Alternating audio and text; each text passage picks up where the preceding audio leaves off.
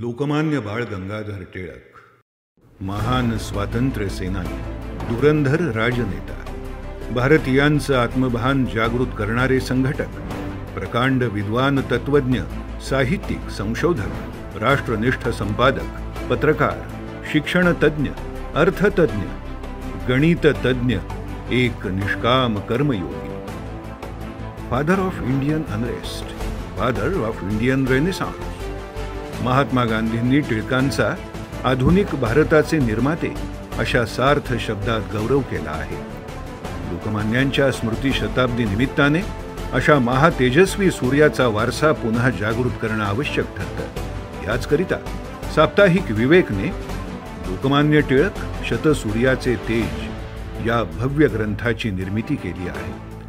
या ग्रंथात टिळकांचं राजकारण, समाजकारण, राष्ट्रवाद, धर्मविषयक चिंतन, शिक्षण आणि आर्थिक विचार, राष्ट्रीय स्तरावरील नेतृत्व अशा अनेक पैलूंवर समाजातील दिग्गज मान्यवरांचे लेख समाविष्ट आहेत.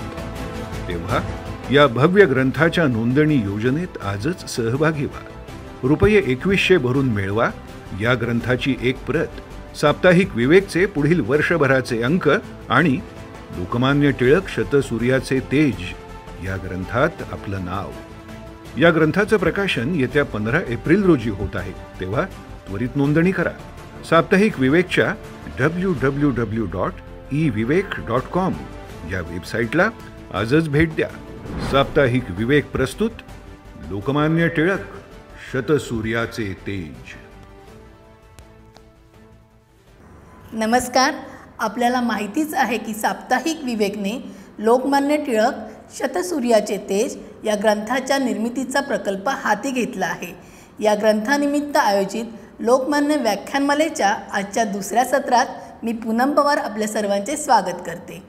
विवेक परिवारातील लेखक आणि स्वातंत्र्यवीर सावरकर विचारांचे अभ्यासक अक्षय जोग हे लोकमान्य टिळक आणि स्वातंत्र्यवीर सावरकर या विषयावर बोलणार आहेत. क्रांतिकारक सावरकरांचा मार्ग हा सशस्त्र क्रांतीचा मार्ग असला तरी त्यांचे प्रेरणास्थान हे लोकमान्य टिळकच होते. तसेच सावरकरांप्रमाणे अनेक सशस्त्र क्रांतिकारक आणि त्यांच्या संघटनांना टिळकांचा अप्रत्यक्ष पाठिंबा, समर्थन आणि आशीर्वाद मिळत होता. लोकमान्य टिळक आणि सावरकर यांच्यातील हाच क्रांतिकार्याचा दुवा, यांच्याशी संबंधित अनेक घटना, नोंदी याबद्दल अक्षय जोग हे या आपल्या व्यासपीठावरून बोलणार आहेत. अक्षय जोग. नमस्कार, मी अक्षय जोग.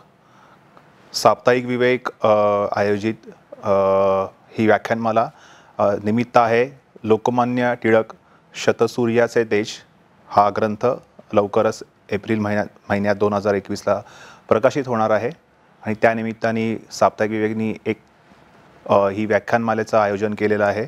पण यावर्षी शिवजयंतीचं 125 वर्षांचं औचित्य साधून त्याचं प्रकाशन होणार आहे. तर सर्वांनी नक्की हा ग्रंथ घ्या. अतिशय सुंदर ग्रंथ आहे. खूप संदर्भ मूल्य असलेला अतिशय संग्रहाय असा ग्रंथ आहे आणि त्यानिमित्ताने मी आज लोकमान्य टिळक आणि स्वातंत्र्यवीर सावरकर या विषयावरती एक माझे काही विचार तुमच्यासमोर मांडणार आहे.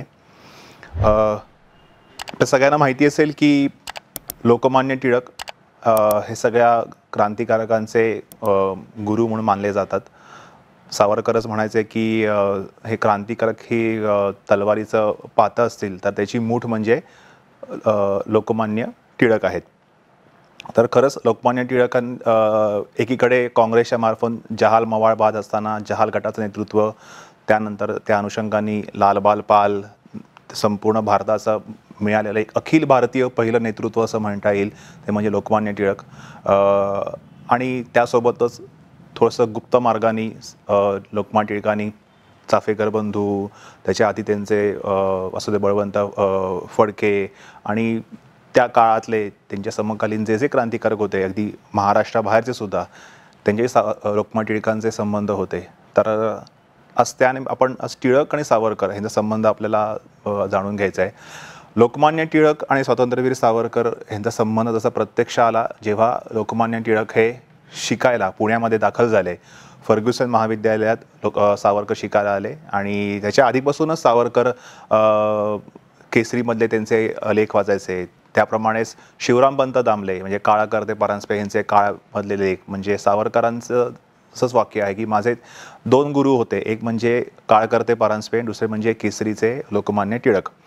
तर टिळक आणि परांजपे यांचे लेख वाचूनच सावरकरांचं एक वैचारिक बैठक तयार झाली होती आणि नंतर नाशिकमध्ये असल्यापासून त्यांनी त्यांच्या केसरीच्या लेखांचा काळातल्या लेखांचा प्रचार प्रसार सुरू केला होता.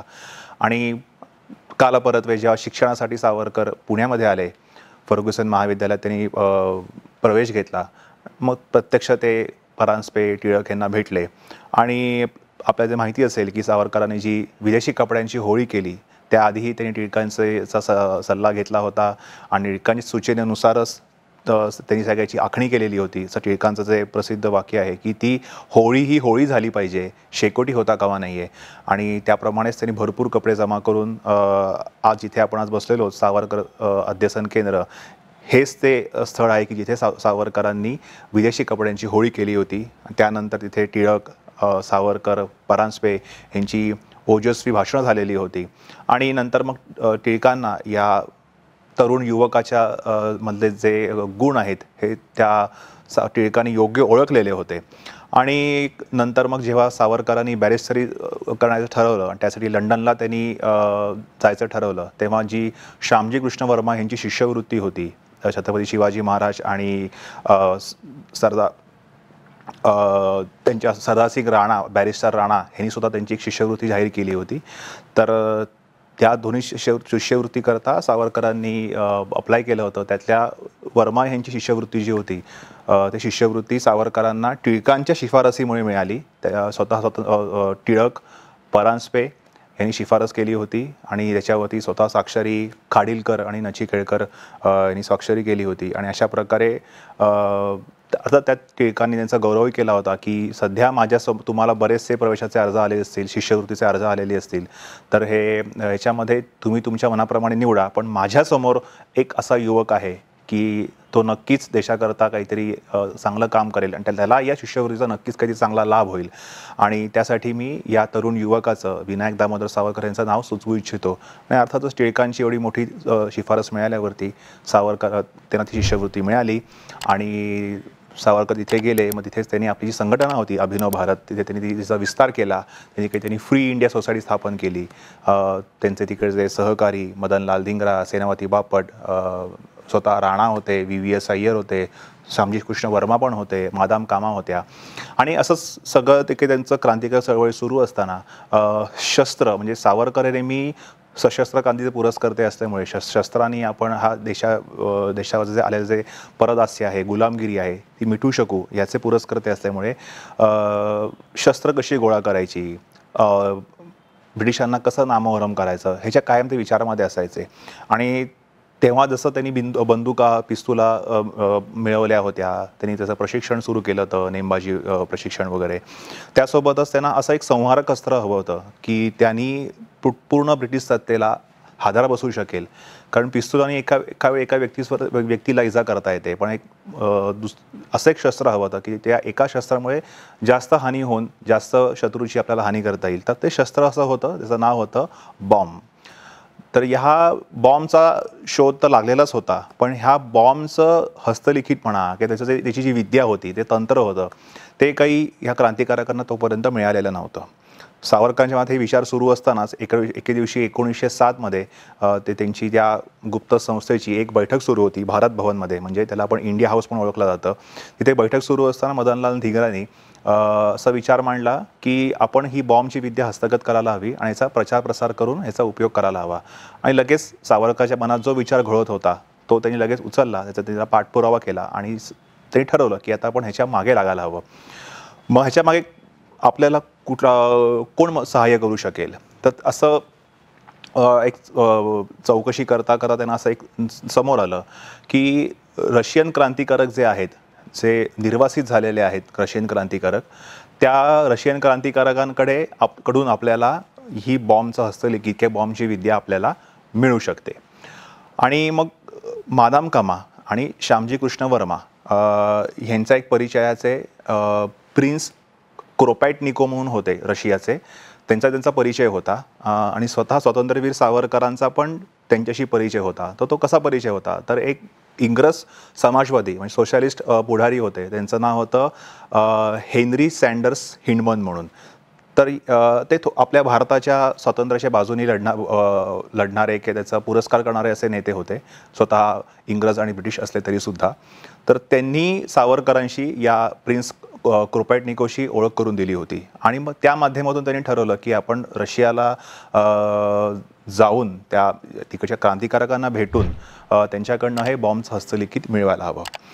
आता हे मी का सांगतोय, त्याच्यामध्ये असे काही विविध विखुरलेले बिंदू आहेत, डॉट्स आहेत, ते जोडलं की आपल्याला सावरकर आणि टिळकांचा कसा कुठे संबंध होता. म्हणजे फक्त परदेशी कपड्यांची होळी, तिथे टिळकांनी केलेलं भाषण आणि ते फक्त आपल्याला गुरु म्हणायचे किंवा तो टिळकांचा प्रसिद्ध अग्रलेख की जेव्हा विदेशी कपड्याची होळी झाल्यावरती त्यांना रँगलर पारांजपेंनी हॉस्टेलवरनं काढून टाकलं, मग त्याला विरोध म्हणून मग टिळकांनी हे आमचे गुरु नव्हेत म्हणून त्याला त्यांनी अग्रलेख लिहिला. ह्याच्या पलीकडे कार्यामध्ये ॲक्च्युली टिळक आणि सावरकर ह्यांचा संबंध कसा होता तो जास्त पुढे आला नाही. ह्याचं कारण होतं की ह्या सगळ्या गोष्टी होत्या क्रांतिकारकांच्या, ह्याचे कुठले काही पुरावे उपलब्ध नव्हते किंवा जेव्हा उपलब्ध होते तेव्हा त्याच्यावरती डॉक्युमेंटेशन त्याचं होऊ शकलं नाही. त्यामुळे हे जे विखुरलेले मुद्दे आहेत, हे विखुरलेले मुद्दे विविध गोष्टीतनं जोडून त्याचा टिळक आणि सावरकर संबंध कसा आहे हे मी सांगायचा प्रयत्न करतोय. म्हणून सगळ्यात मी इतिहास सांगतोय की बॉम्बचं मॅन्युअल टिळक आणि सावरकर यांनी कसं मिळवलं, त्याच्यापाठी त्या दोघांचा संबंध कसा आला त्या निमित्ताने हे सांगतोय मी. तर हे हिंडमन जे होते, या हिंडमनी सावरकरांचा, मादाम कामांचा आणि सगळ्यांशी परिचय करून दिला त्या प्रिन्स क्रोपॅटनिकोशी. आणि मग त्यांनी म्हणाले की ठीक आहे, तुम्ही रशियाला तुमची क्रांतिकारकांशी मी परिचय करून देतो. मग त्यासाठी सावरकरांनी सांगितलं सेनापती बापट, हेमचंद्र दास जे अनुशीलन समितीमध्ये पण कार्यरत होते, आणि तिसरे म्हणजे नाभा संस्थानचे मिर्झा अब्बास. तर अशा या तिघांना सावरकरांनी असं ठरवलं की या तिघांना आपण पॅरिसमध्ये पाठवूया. तिथे जे रशियन क्रांतिकारक निर्वासित म्हणून राहत होते तिथे तिघांना पाठवलं. तिघे गेल्यावरती तिथे त्यांना एक रशियन प्राध्यापक भेटले की जे प्राध्यापकाचं नाव आजपर्यंत इतिहासाला माहीत नाही आहे, पण असं म्हणतात की हा रशियन प्राध्यापक जो होता हा सगळ्यांचा एक दुवा होता, मध्यस्थी होता इतर क्रांतिकारक आणि ह्या सगळ्याच्यामध्ये. तर पॅरिसला गेल्यानंतर ह्या प्राध्यापकांनी त्यांची एका रशियन क्रांतिकारकांशी ज्याला बॉम्ब तंत्रज्ञ असं म्हणू शकतो आपण, त्याला बॉम्ब एक्सपर्ट, त्याशी ओळख करून दिली. त्याचं पण नाव बरेच वर्ष इतिहासाला माहीत नव्हतं, पण श्री जोशीने त्याचं नाव शोधून काढलं. त्याचं नाव आहे निकोलाय सॅन फ्रान्सिस्को. तर या निकोलाय सॅन फ्रान्सिस्कोनी जे बॉम्बचं हस्तलिखित आहे ते बापट, दास आणि मिर्झा अब्बास यांना दिलं. आणि अर्थातच पॅरिसमध्ये जी सगळी जायचा खर्च जो होता, ठीक आहे, राहायची सगळी व्यवस्था होती स्वतः श्यामजी कृष्ण वर्मा यांनी केलेली होती. जे राणा जे होते, बॅरिस्टर राणा, ते स्वतः पॅरिसमध्ये राहत होते, त्यांच्याकडे हे सगळी तिघंजण राहत होते. आणि अशा प्रकारे त्यांनी ते मॅन्युअल मिळवलं. बरं, ते मॅन्युअल मिळवलं ते होतं रशियन भाषेमध्ये. रशियन भाषा कोणाला येत नव्हती, म्हणजे इंग्रजी भाषांतर करणं आवश्यक होतं. मग अशा वेळेला सेनापती बापट असं म्हणतात, आता ही एक आख्यायिका आहे खरं की दोन कथा आहेत की त्यांनी रशियन इंग्रजी भाषांतर कोणी केलं. एक कथा अशी आहे की बापटांची तिथे एक रशियन मैत्रीण होती ॲना नावाची. त्या ॲना नावाच्या मैत्रिणीने बापटांना हे सगळं भाषांतर करून दिलं. ती बर्लिनला राहायची. दुसरीशी कथा आहे की ती एक अमाया नावाची एक MA विद्यार्थिनी होती. त्या अमायानी ती पण बर्लिनला राहायची. तर तिला या सगळ्या तिघांनी हे जे मॅन्युअल होतं ते बेल्जियम, हॉलंड अशा मार्गे दुरून त्यांनी त्याला तिकडे बर्लिनला पाठवलं पॅरिसवरनं. आणि तिने सगळं ते भाषांतर करून दिलं, पण याला खूप तिने वेळ लावला भाषांतर करायला. आणि अर्थात मग त्याला ते भाषांतरित परत मिळाली. हेमचंद्र दासांना पाठवायचं कारण असं होतं की स्वतः दास हे उत्तम छायाचित्रकार होते, त्यामुळे त्याच्या ते सायक्लोस्टाईलच्या प्रती घेणं, त्याचे चांगले छायाचित्र घेणं हे त्यांना शक्य होतं. आणि अशा प्रकारे ते भाषांतरित झालेलं इंग्रजी प्रतीचं, कारण तेव्हा काही झेरॉक्सची तंत्रज्ञान तेव्हा उपलब्ध नव्हतं किंवा हाताने लिहिणं हे फार वेळखाऊ काम होतं. म्हणून ते सगळ्या छायाचित्र त्यांनी काढली. 50 छायाचित्र त्यांनी प्रती काढल्या ह्या हेमचंद्र दास यांनी. आणि ते घेऊन मग ते लंडनला गेले, सावरकरांना दाखवलं. सावरकरांनी तिथे स्वतः भारत भवनमध्ये वरच्या मजल्यावरती त्याचे प्रयोग सुरू केले. त्याच्या पण विविध कथा उपलब्ध आहेत, त्या कसे प्रयोग केले काय वगैरे, मग त्यात कोण कोण इन्व्हॉल्व होतं, धिंगरा, बापट वगैरे. आणि नंतर मग सावरकरांनी ठरवलं की आता हे मॅन्युअल जे आहे भाषांतरित ते आता भारतामध्ये जाणं गरजेचं आहे, तिथल्या क्रांतिकारकांकडे त्याचा प्रचार प्रसार होणं आवश्यक आहे. आणि म्हणून मग सावरकर आणि बापट यांनी हेमचंद्र दास आणि होतीलाल वर्मा या दोघांना आणि अर्थात मिर्झा अब्बाससुद्धा या तिघांना त्यांनी भारतामध्ये पाठवलं. आणि बापटांनी स्पेसिफिकली आणि सावरकरांनी सुद्धा स्पेसिफिकली वर्मा यांना सांगितलं वर्मा यांना सांगितलं की तुम्ही ही आवृत्ती जाऊन तुमच्याकडची परत जाऊन महाराष्ट्रात जाऊन टिळकांना तुम्ही द्या. कारण अर्थात सगळ्यांना माहिती होतं की क्रांतिकारकांचं सगळ्याचं एक मास्टर माइंड किंवा सगळ्यांचे एक दाते, एक आश्रयस्थान म्हणून सगळ्यांचं टिळकांना महत्त्व माहिती होतं. म्हणून ते सगळ्यांनी ठरवलं की पहिली प्रत आपण टिळकांना द्यायला हवी. अशा प्रकारे हेमचंद्र दास जे होते ते गेले, त्यांच्या बंगालमध्ये गेले. बंगालमध्ये जाऊन ते त्यांची अनुशीलन समिती, तिकडचे प्रफुल्लचंद्र चाकी, खुदीराम बोस, बारिंद्र कुमार घोष, अरविंद घोष, खुदीराम बोस हे सगळे ते त्या संघटनेमधले होते. त्याची आवृत्ती दिली आणि ती आवृत्ती दिल्यानंतर त्याच्यावर त्यांनी बंगालच्या लोकांनी त्यांचे काही विविध प्रयोग सुरू केले की त्याच्यातून मग तिकडचा जो बंगालचा गव्हर्नर ह्याच्या ट्रेनवरती त्यांनी हल्ला करायचा प्रयत्न केला होता, पण तो इतका काही यशस्वी झाला नाही. म्हणजे त्याचा लेफ्टनंट गव्हर्नर होता, त्याच्यात त्यांनी रुळावरती त्याच्या ट्रेनवरती हल्ला करून त्याची गाडी त्यांनी त्या रुळावरनं घसरवली, पण त्यात त्याला फार काही इजा झाली नाही. तर असे देखील त्यांनी प्रयत्न सुरू ठेवले होते. आणि अर्थात नंतर आपला जो इतिहास माहिती आहे की मुझफ्फरनगरच्या बॉम्बस्फोटामध्ये ज्याला आपण माणिकतोळा प्रकरण म्हणून ते ओळखलं जातं, त्याच्यामध्ये खुदीराम बोस, प्रफुल्लचंद्र चाकी, बारिंद्र कुमार घोष, अरविंद घोष या सगळ्यांनी कट करून त्या पहिला भारतातला बॉम्बचा प्रयोग त्यांनी तिथे केला होता. आणि नंतर बारिंद्र कुमार घोष आणि ह्या सगळ्यांना त्यांनी अंदमानला सुद्धा पाठवलेलं होतं. तर होतीलाल वर्माचं म्हणजे सावरकरांनी भाषांतरित करून घेतलेली एक प्रत ती नंतर बंगालमध्ये पोचली. त्याच्यानंतर परिणाम झाला होता खुदीराम बोस यांनी केलेल्या बॉम्बस्फोटामध्ये. एक प्रत जी होती वर्मांकडे, तर वर्मा तरी भारतात पाठवलं होतं, पण इंग्रजांना संशय येऊ नये म्हणून पहिले वर्मा अमेरिकेत गेले, तिथून चीनला गेले, जपानला गेले, तिथून चीनला गेले, तिथून हाँगकाँगमध्ये गेले. हाँगकाँगमधल्या सैन्यात त्यांनी काही विद्रोह करायचा प्रयत्न केला होता, तो पण इतका काही यशस्वी झाला नाही. मग तिथून ते महाराष्ट्रामध्ये आले, टिळकांना भेटले. टिळक तेव्हा सिंहगडावरती होते. मग ते नचिकेकरांना बरोबर घेऊन सिंहगडावरती गेले, त्यांनी त्यांना ती परत दिली. पण त्याच वेळेला पुण्यामध्ये टिळकांचे दुसरे एक सहकारी, त्यांचं नाव होतं गोविंद पांडुरंग बापट. त्यांनी स्वतःच्या बुद्धिमत्तेने सायट्रिक आणि नायट्रिक ॲसिडपासून बॉम्ब तयार करायची विद्या हस्तगत केलेली होती. त्यांनी टिळकांना पण दाखवलेलं होतं. मग त्या बापटांशी म्हणजे या गोविंद बापटांशी वर्मांची ओळख करून दिली आणि त्यांनी दोघांची मॅन्युअल्स ताडून बघितली. आणि त्यात असं बापटांना आढळून आलं की आपलं मॅन्युअल हे त्यापेक्षा चांगलं आहे. टिळक म्हणाले हरकत नाही, तुम्ही आपापले प्रयोग सुरू ठेवा, जे जास्त इफेक्टिव्ह परिणामकारक असेल त्याचा आपण उपयोग करू शकतो. आता इथे हा परत सगळीकडे दुवा टिळक होता. सावरकरांकडची आलेली प्रत, टिळकांकडे ऑलरेडी उपलब्ध असलेली प्रत. आता ह्याच्यात अजून तिसरा दुवा असा एक सापडतो टिळक सावरकरांमध्ये, तो म्हणजे की जे मगाशी मी बापट सांगितलं, त्या बापटांना जे ॲसिड जे होतं, सायट्रिक ॲसिड नायट्रिक ॲसिड जे होतं ते कुठून मिळायचं, तर पुण्यामध्ये कोंढव्याला एक पदमजी नावाचे व्यवस्थापक होते. ते कागद गिरणीमध्ये कामाला मॅनेजर म्हणून काम करत होते. तिथे वामनराव फडके नावाची व्यक्ती काम करायची. ते त्यांच्या त्या पदमजींकडनं ॲसिडच्या बाटल्या घ्यायचे आणि बापटांना जाऊन द्यायचे. बापटाचा सगळा संग्रह करून त्याच्याचे प्रयोग करत बसायचे. आणि स्वतः बापटाने तो प्रयोग केलेला होता बॉम्बस्फोटाचा, तो यशस्वी पण झालेला होता. तर हे वामनराव फडके ह्यांचा उल्लेख असा एक सापडतो की हे वामनराव फडके नंतर जेव्हा ते पुण्यामध्ये होते, ते सावरकर जेव्हा पुण्यात शिकायला असताना ते सावरकर फर्ग्युसनला होते आणि हे फडके होते डेक्कन कॉलेजमध्ये त्यांनी पदवी त्यांनी घेतलेली होती. तर ते पदवी घेत असताना त्यांचा आणि सावरकरांचा परिचय झाला होता आणि सावरकरांच्या विचारांमुळे ते पण भारावून गेलेले होते.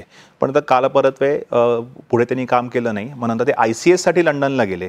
लंडनला गेल्यावरती ते सुद्धा तिथे परत सावरकरांच्या संबंधात आले आणि तिथे पण मग त्यांनी आपली बॅरिस्टरी सोडून देऊन त्यांनी ठरवलं, घरच्यांना सांगितलं की आता पूर्ण वेळ मी क्रांतिकार्य करणार आहे. पण घरच्यांच्या परत विरोधामुळे ते परीक्षेला बसले, अनुत्तीर्ण झाले. पण तिथे त्यांनी ते काम सुरू ठेवलं होतं. म्हणजे जे वामनराव फडके, टिळक, बापट यांच्याशी संबंधित होते, ज्यांनी त्यांना ॲसिडचा पुरवठा केला होता, तेच वामनराव फडके आधी सावरकरांशी संबंधित होते, नंतर परत त्यांचा संबंध सावरकरांशी आला, त्यांनी इथे भारावून गेले होते आणि त्यांनी सुद्धा तिकडे काही क्रांतिकारक चळवळी केलेल्या होत्या. तर अशी बरीच लोक आपल्याला दिसतात की त्याचे एकमेक संबंध दिसतात. आणि थोडंसं पुढे आपण गेलो आहे बॉम्ब प्रकरणामध्ये, तर असं आपला उत्साहाचा एक छान एक किस्सा दिसून येतो. तो म्हणजे जे मगाशी उल्लेख केलेला बापट जे होते, त्या बापटांनी त्यांचे जे त्यांची जी विद्या होती त्यांना गवसलेली बॉम्बची, त्याचा त्यांनी खूप प्रचार प्रसार केला होता. कोल्हापूरचा जो प्रसिद्ध शिवाजी क्लब होता, त्या शिवाजी क्लबमधले आठले नावाचे एक गृहस्थ आणि ह्यांनी त्यांच्यासोबतचे एक दुसरे गृहस्थ ह्यांच्याबरोबर ते बापटांना भेटले आणि बापटांना भेटून त्यांनी ही विद्या शिकली आणि नंतर मग ते त्यांच्या क्लबमधल्या लोकांना आणि बऱ्याचशा इतर गुप्त मंडळ्यांना, कारण तेव्हा अभिनव भारत सावरकरांची ह्याच्या व्यतिरिक्त सुद्धा बऱ्याचशा गुप्त मंडळ्या होत्या. दामोदर भिडे गुरुजी होते, चाफेर क्लब होता, टिळकांचे भक्तांचे विविध क्लब होते. या सगळ्यामध्ये या गणेश आठले आणि एक लिमये, दुसरे होते ते लिमये, या गणेश लिमये ह्या सगळ्यांनी याचा प्रचार प्रसार केला.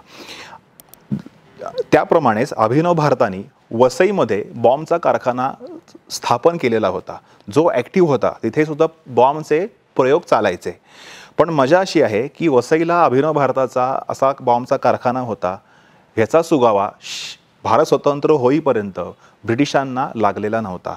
ही बाब पहिल्यांदा केव्हा उघड झाली की जेव्हा अभिनव भारतामधले आणि सावरकरांचे मावस भाऊ, त्यांचं आडनाव होतं भट, या भटांनी या वसई बॉम्बच्या कारखान्यामध्ये स्वतः त्यांनी तो बघितलेला होता, त्यात ते कार्यरत होते आणि अभिनव भारताचं कसं काम कुठे कुठे काय काय चालायचं या सगळ्याचा त्यांनी इतिहास दिलेला आहे, अभिनव भारताचा इतिहास म्हणून. त्या पुस्तकामध्ये आपल्याला वसईचा बॉम्बचा कारखाना होता आणि जेव्हा अनंत कान्हेजींना अटक झाली आणि पूर्ण अभिनव भारताचं सगळं नेटवर्क उद्ध्वस्त झालं, त्यांच्या बऱ्याचशा लोकांना धरपकड केली, अगदी सावरकरांसुद्धा तरी पकडून इथे आणलं, त्यांना जन्मठेप भोगायला लागली. पण शेवटपर्यंत इंग्रजांना या वसईच्या बॉम्बचा कारखाना जो अभिनव भारत ऑपरेट करत होती त्याचा सुगावा लागलेला नव्हता. तर जसं ज्याप्रमाणे सावरकरांनी त्यांची अभिनव भारत संघटना ह्यांनी जे मॅन्युअल मिळवलं, बॉम्बचा कारखाना तिथे त्यांनी चालवला होता, तसंच टिळकांनी नेपाळमध्ये रायफलचा कारखाना सुरू करावा असे प्रयत्न केले होते. त्याची पण थोडीशी एक रंजक कथा आहे की आपल्याला जेणेकरून कळेल की गुरु आणि शिष्य यांनी कसे कसे तेव्हा उपद्व्याप केले होते की ज्या काळामध्ये आजच्यासारखं प्रवासाची वाहतुकीची साधनं इतकी वेगवान नव्हती. अगदी बैलगाडी, अगदीच फार फार तर ट्रेन किंवा बस, आणि ते जुन्या काळचे रस्ते, खूप वेळ लागायचा प्रवास करायला वगैरे. आजच्यासारखं काही इंटरनेट, व्हॉट्सअप, ऑरकूट, फेसबुक असा काही प्रकार नव्हते. तर अशा काळात त्यांनी काय काय उपद्व्याप केले त्याच्यात असा एक दिसून येतो की टिळकांनी खाडीलकरांना, जे नाट्याचार्य खाडीलकर जे होते, कृष्णाजी प्रभाजी खाडीलकर, त्यांना त्यांनी सांगितलं की तुम्ही 2 वर्ष तिकडे जा नेपाळमध्ये. 1902 ते 1904 या काळामध्ये ते खाडीलकर नेपाळमध्ये ठाण म्हणून बसलेले होते. तर तिकडे जाताना ह्याचं जे नेटवर्किंग होतं ते टिळकांनी खूप आधीपासून सुरू केलं होतं. तर ते कसं केलं होतं, वासुदेव काका जोशी आणि टिळक हे पहिले 1899 साली काँग्रेसचं अधिवेशन होतं, तिथे ते लखनौला अधिवेशन होतं. रोमेशचंद्र दत्त त्याचे अध्यक्ष होते. तिकडे गेलेले असताना ते अधिवेशन होतं, डिसेंबरमध्ये त्याचं अधिवेशन होतं आणि जानेवारीपर्यंत ते राहिले होते. सगळा त्यांनी तो भाग परिसर फिरले. कोलकात्याला गेले. कोलकात्याला गेल्यानंतर विष्णुपंत छत्रे यांच्याबरोबर ब्रह्मदेशामध्ये गेले. मी वासुदेव काका जोशी आणि टिळक तिथे गेले. तिथून नंतर मग ते अलाहाबादला आले, जबलपूरला आले, तिथून पुण्याला आले. पण या प्रवासामध्ये ते कलकत्त्यामध्ये असताना तिथे त्यांना एका ते बंगाली शाळेमध्ये पाहणी करायला गेले. त्या बंगाली शाळेमध्ये जी तिकडची व्यवस्थापिका होती, तिला सगळे माताजी असं म्हणायचे. ती माताजी चक्क अस्खलित मराठीमध्ये जोशी आणि टिळकांशी बोलायला लागली. मग टिळकांनी जेव्हा चौकशी केली तेव्हा त्यांना कळालं की ह्या माताजी मूळच्या तंजावरच्या बालविधवा आहेत. यात्रेसाठी नेपाळला गेलेल्या असताना तिकडचे कोणतरी महाराजांच्या संपर्कामध्ये आल्या, तिथेच त्या राहिल्या आणि त्यानंतर त्या माणसाचा देखील खून झाला आणि त्या माणसाच्या करवी नेपाळ नरेशांशी त्यांचा चांगला परिचय झाला होता त्या माताजींचा. मग टिळकांनी या परिचयाचा उपयोग करून घेतला आणि मग खाडीलकर आणि मगाशी मी म्हणालो उल्लेख जो केला जबलपूरला शिवाजी क्लबचे, मगाशी मी उल्लेख केला की तो कोल्हापूर शिवाजी क्लब होता, त्याचे एक सदस्य, त्यांचं नाव होतं अप्पा कुलकर्णी, म्हणजे हनुमंतराव कुलकर्णी. ते जबलपूरला असायचे. तर ते टिळक जबलपूरला ह्यांना भेटले. ते भेटायचं कारण असं होतं की खाडीलकरांना नेपाळला पाठवायचं असेल तसं मला काहीतरी कारण हवं होतं. ब्रिटिशांना जेणेकरून काहीतरी कारण दाखवायला लागतं की काय कारणासाठी हा मनुष्य तिथे चाललेला आहे.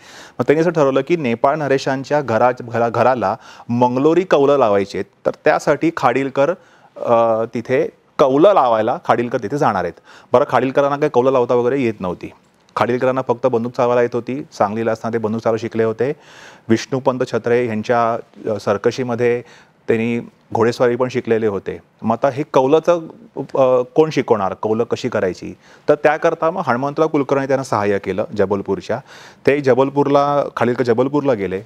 त्यांनी त्यांना सगळा तो कौला कारखाना दाखवला कुलकर्ण्यांनी, आणि तिथे सगळं एक बेसिक जो तुम्हाला नॉलेज लागतं कुठल्याही तंत्रज्ञानाचं ते शिकले ते, आणि ते शिकून मग नंतर तिकडे गेले नेपाळमध्ये.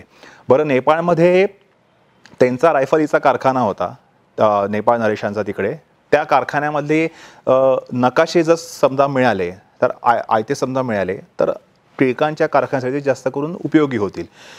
तिथे दुसरा असा कॉन्टॅक्टचा उपयोग झाला की ते नकाशे बनवायचं काम होतं. त्यांचं नाव होतं भालचंद्र केतकर. आता हे भालचंद्र केतकर हे मेकॅनिकल इंजिनियर होते. नेपाळ नरेशांनी त्यांना स्वतः त्यांचा कारखाना दाखवला होता आणि म्हणाले की हा सगळा कारखाना जो आहे हा जो रायफल कारखाना आहे सगळा तुम्ही आता बघा. हे भालचंद्र केतकर ग्वाल्हेरच्या केतकर वकिलांचा मुलगा, जे शिकायला पुण्यामध्ये होते. आगरकरांच्या घरी ते राहत होते आणि आगरकर आणि टिळक हे त्यांचे शिक्षक होते. तर त्यामुळे मग शिक्षकांनी सांगितल्यावर विद्यार्थी काय नकार देणार नव्हता. मग केतकरांनी सगळी ती नकाशे त्यांना दिले. त्याचा जो काय खर्च होता, 250 रुपये खर्च आला त्यांना त्यावेळेला नकाशे तयार करायचा, तो सगळा खर्च दादासाहेब खापर्ड्यांनी त्यांना देऊ केला. प्लस खापर्ड्यांचा एक त्यांच्याकडे राहणारा आश्रित व्यक्ती होता, त्याचं नाव होतं रंगनाथ तिखे. त्या तिखे, खाडीलकर आणि कुलकर्णी यांच्याबरोबर एक कोणी त्याच्यासोबत एक सहाय्यक, त्यांची कोणी सेवा शुश्रूषा करायला तिकडच्या नेपाळ नरेशांची आणि त्या खाडीलकरांची, म्हणून त्यांच्यासोबत त्यांना पाठवला. हे सगळं तिकडे गेले, त्यांनी सगळी चौकशी केली, सगळं बघितलं. मग त्यांनी असं ठरवलं की आपण हे जे प्रकरण आपण नाटक केलेलं आहे कौलाबारे करायची, त्यानंतर आपण काय असं एक कारण सांगूया की आगपेटीचा आम्हाला कारखाना इथे सुरू करायचा आहे वगैरे. पण त्यासाठी जे तंत्रज्ञान लागणार होतं, परत बॉम्बचं, रायफलीचं वगैरे. तर जसं मगाशी मी उल्लेख केला की निर्वासित रशियन क्रांतिकारकांना सावरकरांनी यांचा कॉन्टॅक्ट केला, तसा टिळक आणि वासुदेव काका जोशींनी जपानमध्ये काही क्रांतिकारक होते त्यांनी कॉन्टॅक्ट करून त्यांच्याकडनं काही आपल्याला कारखान्यासाठी काही सहाय्य मिळतं का बघितलेलं होतं. त्यासाठी आधीच खूप वर्षाआधी वासुदेव काका जोशी जपानला जाऊन आले होते. त्यांचा पुतण्या महादेव जोशी ह्या त्यांनी जपानला पाठवलेलं होतं की ज्यांनी बॉम्बचं कवच कसं तयार करायचं याचं तंत्रज्ञान शिकून आलेला होता. आणि होतीलाल वर्मानी या साक्षीमध्ये सांगितलेलं असं आहे की हो, महादेव जोशी यांनीच आम्हाला बॉम्बचं कवच वरचं जे आवरण असतं ते कसं करायचं हे सांगितलं होतं. आता होतीलाल वर्माचा कॉन्टॅक्ट कुठे होता, तो सावरकरांशी होता. मग इथे पुन्हा सावरकर टिळक आपल्याला हा बिंदू जोडता येतो की कसं त्यावेळेला सावरकर टिळक हे संपर्कामध्ये होते, एकमेकांशी संबंध होते. वामनराव फडके, होतीलाल वर्मा, हेमचंद्र दास, मग त्यांना ते बॉम्बचं मॅन्युअल आणून दिलं वगैरे. तर जपानचा प्लस ह्याच्या व्यतिरिक्त असं की जपानला एक शिना रिनेनो नावाची एक तिकडची प्रभावी क्रांतिकारक संघटना होती. याचा प्रमुख होता तोयामा मित्सोरा, की त्याला माहिती होतं की शत्रू म्हणजे तेव्हा त्याचे शत्रू कोण होतं, तर अमेरिका, ब्रिटन आणि फ्रान्स. त्यांचा मित्र म्हणजे कोण, तर भारत. तर भारतीय क्रांतिकारकांशी आपण संबंध प्रस्थापित केले तर आपल्याला काही सहाय्य होईल आणि त्यांनाही काही सहाय्य होईल. आणि म्हणून त्यांनी इंडो रिनेनो नावाची भारतीय क्रांतिकारकांशी संबंध स्थापन करणारी एक संघटना स्थापन केली होती की ज्याला स्वतः जपान सरकारचं फंडिंग होतं आणि हे सगळं ब्रिटिशांना माहिती होतं.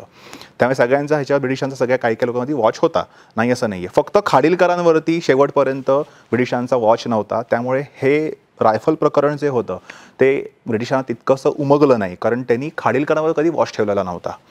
तर ह्या जपान प्रकरणामध्ये अजून एक दुवा सापडतो आपल्याला, तो म्हणजे गोविंद नारायण पोद्दार.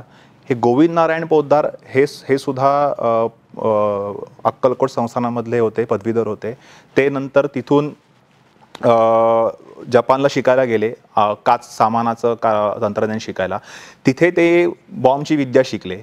बॉम्बची विद्या शिकून ते मुंबईला आले. माहीमध्ये त्यांनी स्वतःचा कारखाना स्थापन केला. त्या कारखान्यामध्ये विष्णुपंत पिंगळे, जे नंतर पुढे मोठे क्रांतिकारक झाले, त्यांनी अमेरिकेत जाऊन त्यांनी मोठं क्रांतिकार्य केलं. नंतर त्या तिकडे शिकायला होते, नंतर परत ते भारतात त्यांनी क्रांतिकार्य केलं.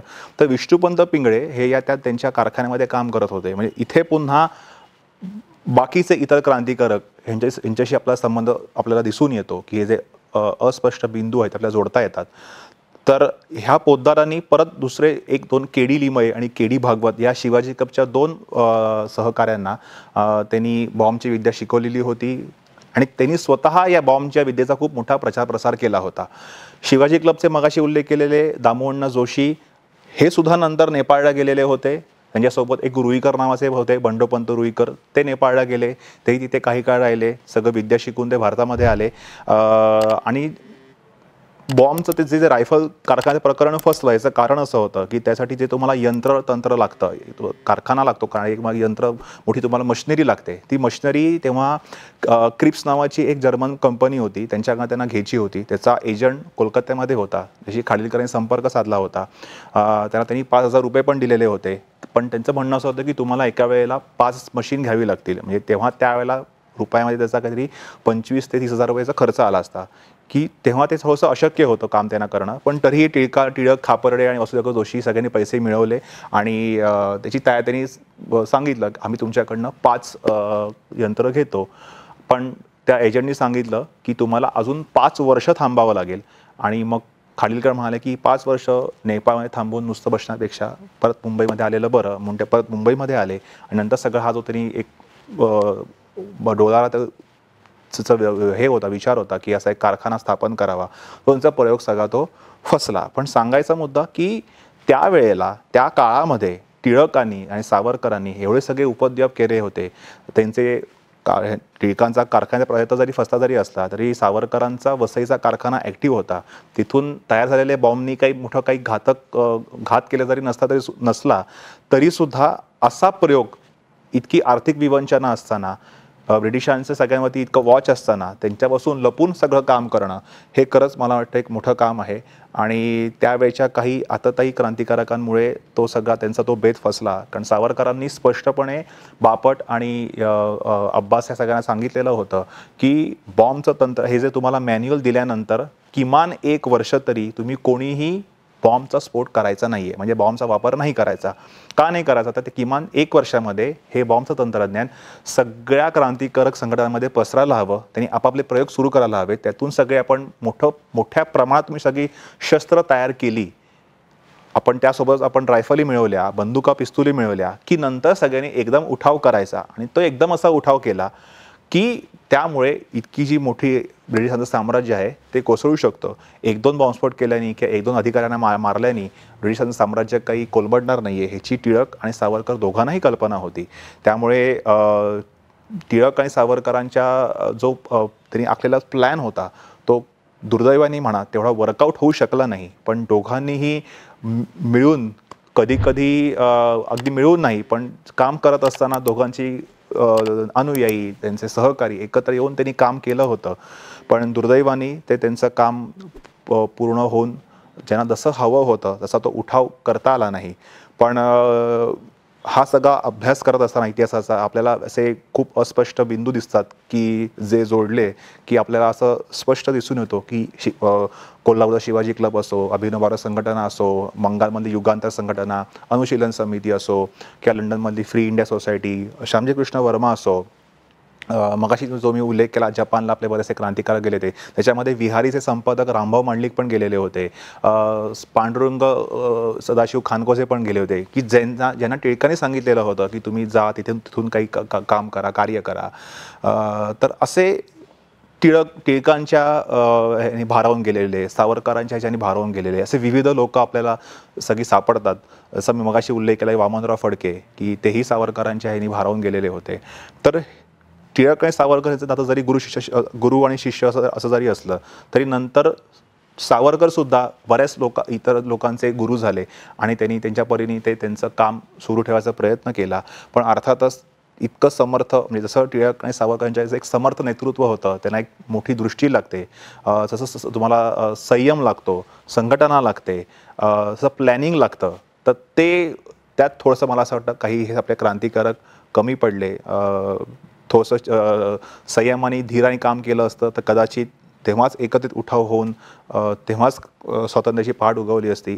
पण इतिहासाचा जो कौल होता तो त्यांच्या विरुद्ध पडला आणि सावरकरांना जन्मठेप टिळकांचा लवकरच मृत्यू झाला 1920 साली आणि ही सगळी त्यांची क्रांतिकारक संघटना म्हणावी तितकी त्याचं पुढे जाऊ शकली नाही.